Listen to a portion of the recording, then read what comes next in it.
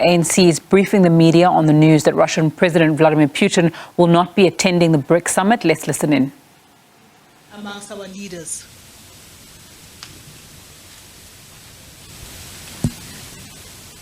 Thank you very much. It's Ziyanda Ngcobo from Newsroom Africa. I'd just like the ANC to respond to what the Kremlin has just said, that Russia did not tell South Africa that arresting Putin on the ICC warrant of arrest would mean war. I mean, let's just clarify that in terms of what the president actually said in his affidavit versus what's just taken place now in terms of the breaking news. Well, that's the position of the president. That's the position of the government of South Africa. It's not at the injunction of Russia. It's a perspective of the South African government. And I think we also restate that as the African National Congress. Hi, good afternoon. Kylie Kumalo here from SABC News. I know perhaps at this point you may not be very fully acquainted with the details surrounding the mutual agreement, but from your vantage point, how did it take to reach this point? Because, you go back to all the BRICS summits where the heads of states, the photo op where they just get together. So how was this process to reach this moment where you're going to have the foreign affairs minister representing the head of state who's facing this warrant of arrest? Thank you. All I can say, Kylie, is that, of course, this is a culmination, as we understand, as the ANC, of a series of consultations between our government, DECO in the first instance, and our president in the second instance. So surely there must have been a number of considerations taken into account to come to this particular conclusion. And I think it's only safe to say that I would suggest that we also ventilate this further with the spokesperson in the office of the presidency, Mr. Magwenya.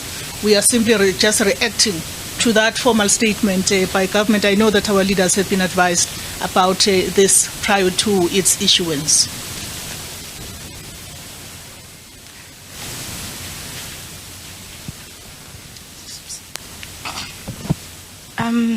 My name is Amanda Khoza. I'm from the Sunday Times. I'm just a bit puzzled in the quick response and the turn in the attitude. Up until this morning, the ANC was confident, even just in the days, you were confident that the summit is taking place in South Africa. Putin has been arrested. Putin has been invited. I'm just a bit puzzled. When did you know that the agreement had been reached?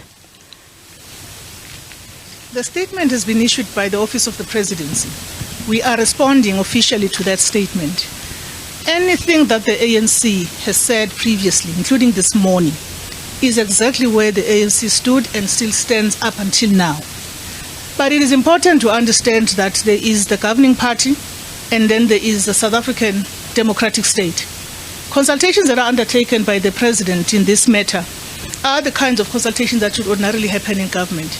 We have also been on record as saying we wish President Putin should come to South Africa. We didn't say he's coming to South Africa. We have not said that. We don't have the latitude actually to say something like that.